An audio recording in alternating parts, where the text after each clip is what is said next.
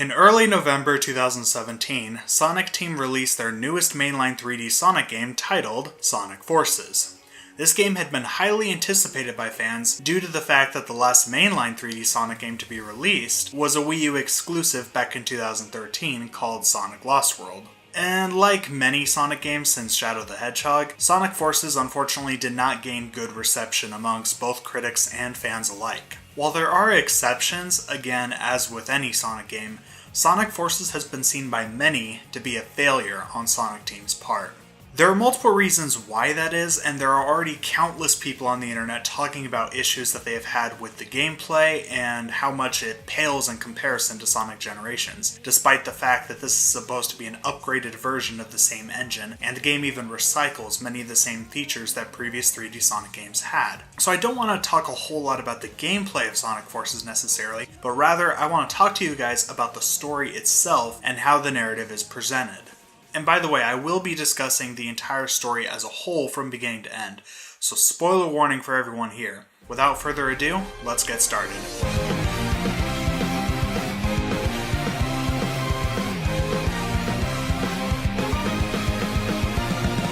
There is a general rule in storytelling called show don't tell. This is especially prevalent in movies, shows, and video games as they are a very visual form of storytelling. One of the most important aspects of a story is in its presentation. In fact, I would argue that it's just as important, if not more important, than the story itself. And I do not just mean visually either.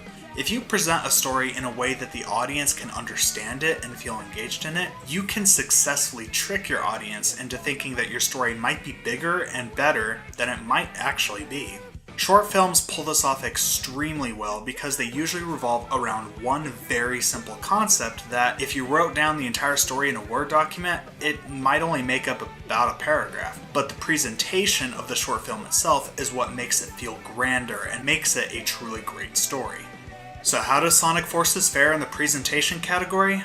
Well, let's start with the beginning. Let's put this in a perspective of someone who either hasn't played a Sonic game before or maybe have only played a few in their lifetime. So you go and you select New Game, and we see a standard game-rendered cutscene with Dr. Eggman in his evil lair gloating about how his latest creation is going to stop Sonic once and for all. Because, well, of course it will, right? And then, without any other context besides that one scene, we are suddenly thrust into Green Hill Zone. We see that Tails is communicating with Sonic with some sort of communication device that's totally not invisible at all. But anyway, Tails starts saying that Eggman's forces are attacking the city? City? What city? Is Green Hill a city now? What? And then next thing we know, we see the grass turn into sand, because grass can just magically turn into sand now, I guess. And then we see there's this giant sandworm in the background, and apparently all of this is Eggman's fault? How? What in the world did Eggman do to cause Green Hill to turn into... Green Hill's looking a lot more like Sand Hill right now. Yeah, that. I'm 3 minutes into the game and already have no clue what is going on. Once you clear the stage, you enter a cutscene in which Sonic suddenly appears in a city.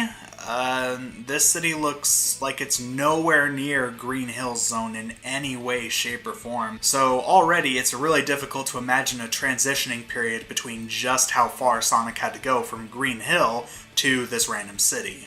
So Sonic gets there and Eggman summons his creation that he was talking about, which seems to be summoning various enemies Sonic has encountered and defeated in the past. Sonic then proceeds to get absolutely wrecked by all of them. Then he passes out, and then... Wait, what? That was Sonic's defeat? That was it? And Eggman's army took over the world? What? And there's a resistance banding together to fight against Eggman's empire? Well, that sounds sweet. I can't wait to see what that looks like. I see. You're not going to show us what that's like, are you? Just gonna leave it to a text box and dialogue? By now, you're probably starting to see Sonic Force's biggest issue with the presentation of its story. Sonic Forces does not follow the rule of show don't tell, but instead chooses to do the complete opposite. Their philosophy is just tell all the cool stuff that happens in the story through dialogue and text boxes. That way we don't have to animate or program any of it in. I can think of so many ways that we can fix the issues that are so easily seen within the first 5 minutes of the game. First things first, considering what happens in the second cutscene, I have no idea why on earth Sonic Team thought Green Hill should have been the first level. It simply doesn't fit at all considering that Sonic is seen in the city at the very next cutscene. This is how I would have changed it. Instead, you would start the game with the same cutscene where Eggman is bragging about his latest creation, and then the next cutscene, you actually see Sonic in the city, and maybe he's just kind of chilling there, he's looking around, he's enjoying the day, it's a nice day outside. And then suddenly Sonic gets a call from Tails. Maybe the camera can pan over to a smartwatch or something so that we know he's communicating from far away. Tails warns him that there's impending danger coming soon, and then BAM! Missiles firing everywhere, and you see giant robots just in the distance destroying the city. And then we can cut to that scene in the teaser trailer where Sonic is looking at the distance and he has that really angry look, and then he just starts booking it. Then, that's when we open up with the city level where the robots are attacking. Then when the player concludes that level, that is when we can see the cutscene in which Sonic catches up with Tails and Eggman. These may seem like very small changes, but there are a few things that this would have done. First, the peaceful time that Sonic is enjoying will contrast heavily with the sudden destruction of Eggman's robots, which will show just how dangerous Eggman is, and will ultimately set the correct mood, because it will show that he is a threat to be taken seriously.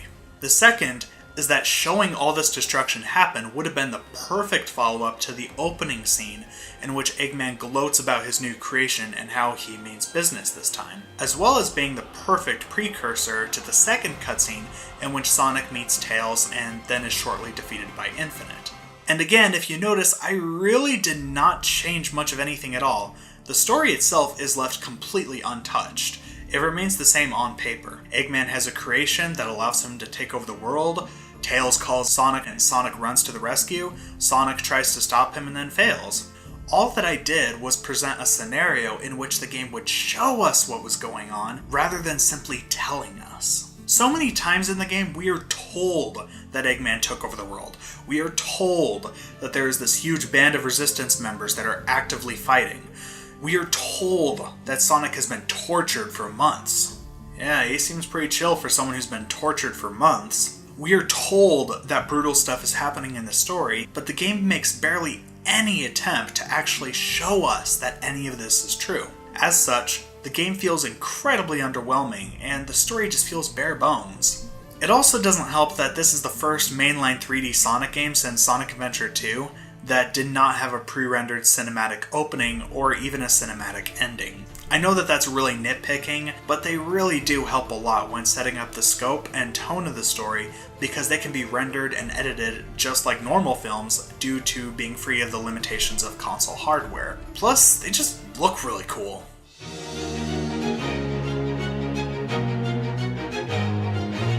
I'm going to sum up my main issues with the character development of this game in one statement. The only, and I mean the only character in the entire story that has dynamic character development is your custom avatar.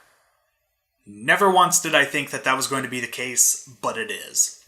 Every other character in this game is so static, it's unbelievable. And it's so annoying when you consider that the earlier 3D Sonic games used to be pretty good at getting that aspect right. Character development is, at least in my own words, when a character goes through particular arcs or phases in order to make them seem more believable. Well-developed characters are dynamic, meaning that they will change in small or big ways depending on what is happening around them.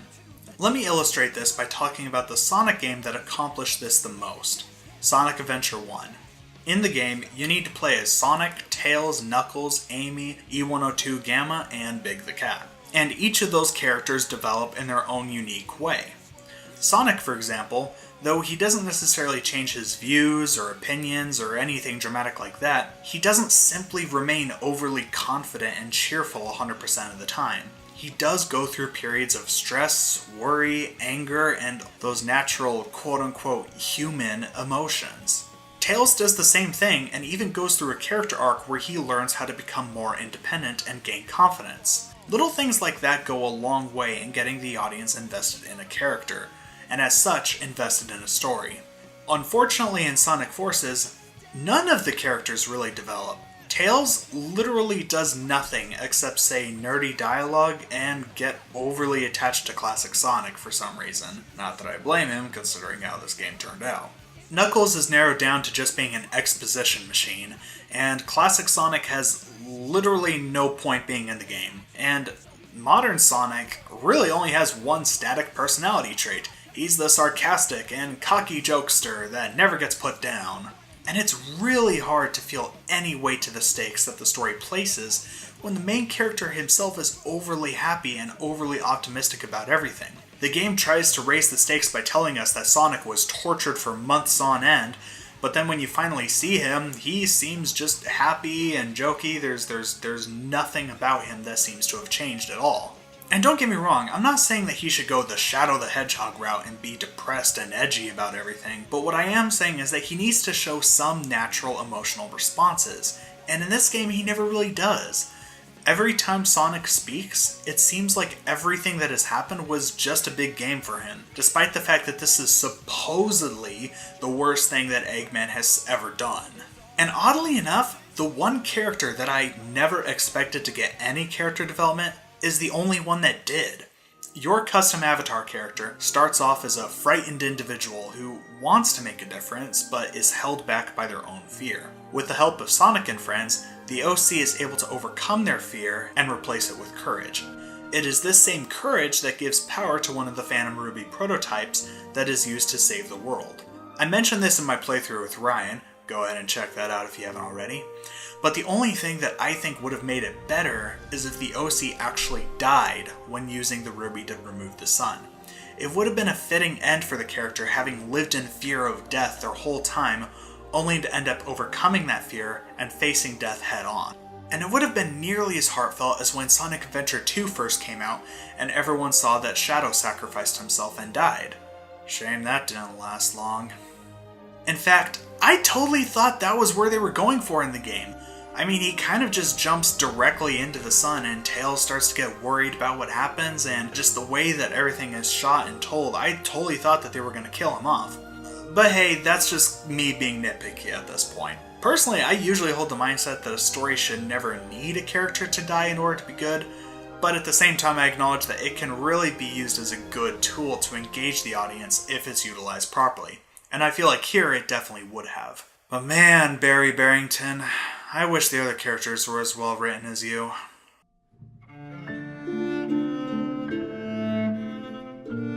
So I mentioned in the playthrough that Ryan and I did of the game that I am now of the belief that Sonic Team just needs to officially reboot Sonic. And here's my main reason for saying that.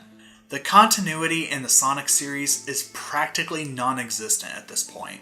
Sonic Generations has given us this idea that most of the games released by Sonic Team, with the exception of maybe a few of the small handhelds, are canon. I always thought it was a bit wonky to really expect that, but never before is that more prevalent than in this game. For example, where are all the humans? This game directly acknowledges the canon of Sonic Adventure 1, Sonic Adventure 2, and even Sonic 06. Each of those games established that human civilization was a major part of Sonic's world. I know that some fans took issue with this, especially in Sonic 06 for obvious reasons, but I never felt it was far-fetched for there to be humans in Sonic games. I mean, look at the villain himself, he's human. In fact, I think that Sonic Unleashed handled the designs of the humans the best way, because they all look like cartoon caricatures that you'd find in Pixar or Disney movies, rather than realistically proportioned humans like you'd see in some of the adventure games or 06. Now, with the acknowledgement that those games are all supposed to be canon, what did happen to the humans? Why is the city full of anthropomorphic bears, rabbits, and birds? Where'd all the people go? Or here's another question. Why is Silver here? In Sonic 06, it is said that Silver comes from a distant future and only comes to the past to stop Iblis. Of course, the ending of Sonic 06 means that Sonic 06 never happened in the first place, but wouldn't that mean that if Silver does still exist, he'd still be in the future? I guess that there would be the possibility that he could have traveled back in time to say, oh, well, I'm from the future, and the future with Eggman is awful, so we need to stop him, so I'm coming back in time. But then, wouldn't it have made more sense for him to go back even further and flat out stop Infinite from being created, just in a similar way that he went back in time to try to prevent Iblis from being created? Or here's another question. What in the world is Shadow's role in all this? Even in his own DLC episode, his involvement in the story really doesn't add up. Neither does Rouge's involvement, or Omega's for that matter. Why is the Chaotix crew there? It felt like Sonic Team just wanted to add every single character in the franchise in this game just because. It didn't matter if it made sense to the plot or not. They're a Sonic character? Oh, we better put them in the game. And remember, I'm a longtime Sonic fan complaining that they're having way too many characters here. Imagine someone brand new to the series and starting this off as their first game. Well, I know what it was like for Ryan when we did our playthrough, as he had never played and finished a Sonic game all the way through before. I thought the story was confusing enough for me, but it was just impossible to try to explain anything to him. Like, I don't understand, like, there are humans in this world. Well, of course there is. There's Eggman. Who's that guy? Who's the purple dude? That's you're asking too many questions here. If you keep asking that at every character we see, we're gonna be here all day. Well, I know that's Silver from 06. I thought he was from the future. Yeah, it's like, okay, I get that he could travel back to the past, but like they don't explain why he's there. Why would he travel to the past? Why doesn't Silver just like go back in time when Eggman was like a baby or something and just kill him there? Sonic Team just doesn't even try to keep up with the continuity of Sonic anymore. They really just gave up. I think that the bulk of the issues with the story in this game is that they were trying to do way too many things all at once. And that just kind of feels reflective of where the Sonic franchise is right now. Sonic kind of has this weird identity crisis because Sonic Team is trying to appeal to every kind of audience they can, despite just how impossible it really is given the wide range of opinions on Sonic as a whole. You can make a Sonic game that one particular aspect of the fanbase will absolutely love, while the other half will absolutely hate. There really is no pleasing everyone with Sonic. I feel that SEGA was just so obsessed with how successful Generations was that they assumed that they can't make a Sonic game people will love unless you include literally every character in existence. In retrospective, it really feels like Generations did a lot more harm than good, at least when it comes to what Sonic Team got out of it. Just purely from a story perspective, not even a gameplay perspective, just on a story perspective, I think that Sonic needs a fresh take. Now, I'm not suggesting they do an origin story game, change the voice cast, engine, or anything super crazy like that, but what I think they need to do is just do a soft reboot, sort of like what I originally thought Unleashed was. What was great about the story of Sonic Unleashed was that it was its own self-contained story. You had Sonic, Tails, Amy, and Dr. Eggman as the reprising characters, and then the addition of two supporting characters, Chip and Professor Pickle. It was a very simple and straightforward story, but it paced itself well, and it showed what happened, rather than tell you what happens. The game didn't simply place text saying that Dark Gaia broke the Earth and shattered it into multiple pieces. You saw it happen. I just want a Sonic game with a well-presented, self-contained story with believable characters. It doesn't need to be super complicated or grand or anything like that. It just needs to be good.